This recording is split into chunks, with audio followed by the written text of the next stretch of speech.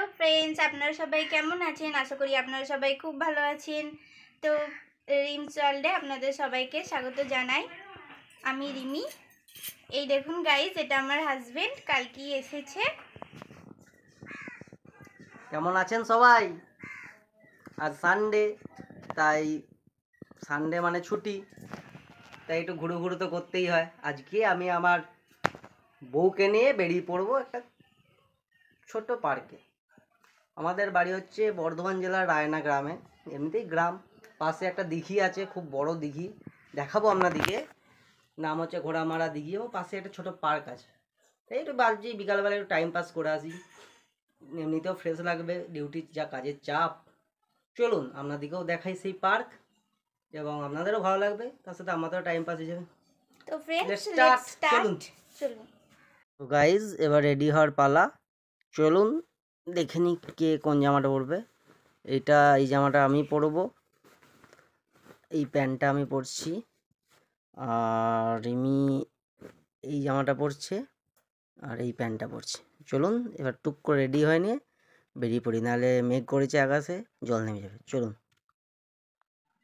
আমরা রেডি হয়ে গেছি। তো হ্যালো গাইস, আমরা রেডি হয়ে গেছি, এরপর চলুন তো বেরোবো, ঠিক আছে? Let's go. দেখো গাইস, আমরা বেরিয়ে পড়েছি।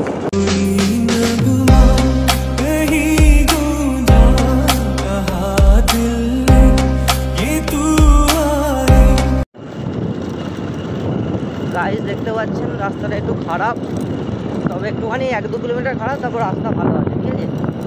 চলুন।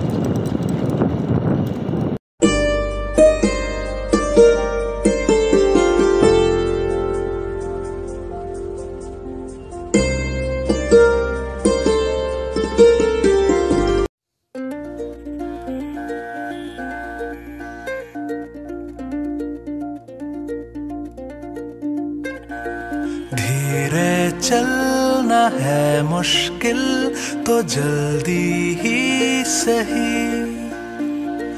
आँखों के किनारों में बहाने ही सही। हम चले बहारों में गुनगुनाती राहों में, धड़कने भी तेज है, अब क्या करें? वक्त है तो जीने दे, दर्द है तो सीने दे, ख्वाहिशें अनजान है, अब क्या करें?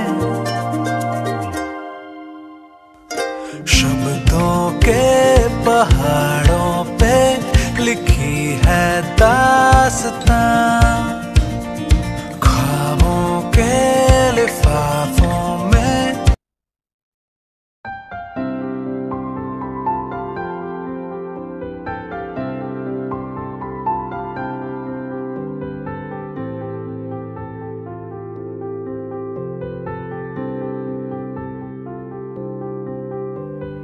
প্রাণ দিতে চাই, মন দিতে চাই, সবটুকু ধ্যান সারাক্ষণ দিতে চাই তোমাকে, ও তোমাকে। স্বপ্ন সাজাই, নিজেকে হারাই, দুটি নয়নে রোজ নিয়ে শুতে যাই তোমাকে, ও তোমাকে। জেনেও তোমার আখি চুপ করে থাকে, রোজ 2 ফোঁটা যেন আরো ভালো লাগে। গানে অভিসারে চাই শুধু বারে বারে তোমাকে, ও তোমাকে। যেদিন কানে কানে সব বলবো তোমাকে, বুকের মাঝে চাপটে জড়িয়ে ধরবো তোমাকে। পথ চেয়ে রই, দেরি করো না যতই, আর ভোলা যাবে না জীবনে কখনোই তোমাকে, ও তোমাকে। তুমি হাসলে আমার ঠোঁটে হাসি, তুমি আসলে জোনাকি রাশি রাশি, রাখি আগলে তোমায় অনুরাগে, আমরা চলে এসেছি এই ঘোড়ামারা দিঘিতে। গাইজ দেখতে পাচ্ছেন এই দিঘিটা, এইখান থেকে শুরু, লম্বাটা প্রায় 1 কিলোমিটার লম্বা, ওই প্রান্তে শেষ, প্রায় 1 কিলোমিটার লম্বা। এবং চওড়াটা আপনারা দেখতেই পাচ্ছেন, দেখে মনে হচ্ছে ছোটোখাটো কোনো খাল। এই দিঘিটা প্রায় 1-2 যুগ আগেকার, দাদুরাও মানে তার বাবার কাছ থেকে গল্প শুনেছে যে এই দিঘিটা যখন জল শুকিয়ে গেছিলো একবার, একটা ঘোড়া নাকি 7 বার দৌড়াতে যে মারা গেছিলো, সেই জন্য এই দিঘির নামকরণ হয়েছে ঘোড়ামারা দিঘি।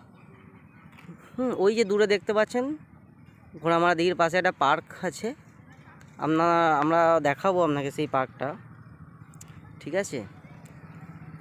এই যে পাশে রেল লাইন চলে গেছে, বাঁকুড়া মোসাগ্রাম যে রেল, সেই রেল লাইনটা দিক দিয়েই চলে গেছে, ঠিক আছে। খুব সুন্দর এবং মনোরম জায়গা।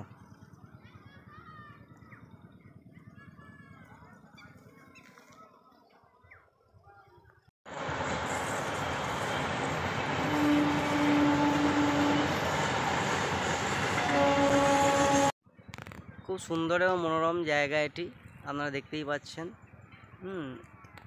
আপনাদের লেজার টাইমে বা যে সমস্ত মানুষরা বা কাপেলরা যদি চান যে আসতে পারেন বন্ধুরা, যে একটু লেজার টাইমে কিছুক্ষণের জন্য সময় কাটিয়ে আসি, দেখুন অবশ্যই আমরাও আসতে চলে পারবেন। এসেছি। আমরাও এসেছি, আমরা টুকটাক ঘুরতে যাই, আপনারা দেখতে পাবেন আমাদের ব্লগে নানা রকম এবার ছাড়বো। টুকটাক ঘুরতে যাওয়া, ঠিক আছে। বাঁকুড়া মোসাগ্রাম রেলটা তো বলেই দিলাম, এদিক দিয়ে গেছে।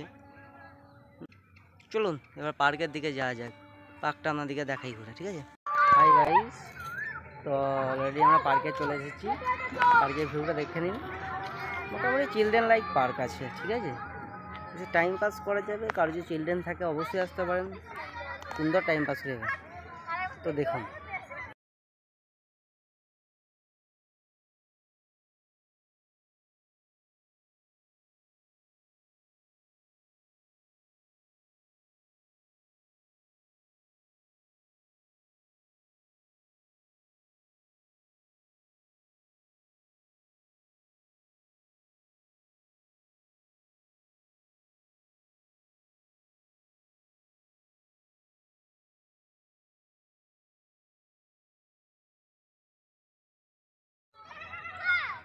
সো গাইজ আজকের মতো ঘোরা এখানেই কমপ্লিট, সন্ধে নেমে আসছে আর বাড়ি যেতে হবে।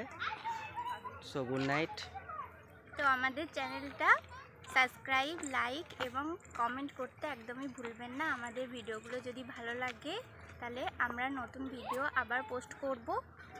তো আজকের মতো টাটা বন্ধুরা, গুড বাই। নাইট ফ্রেন্ডস, আবার দেখা হচ্ছে আপনাদের নেক্সট ব্লগে। টাটা।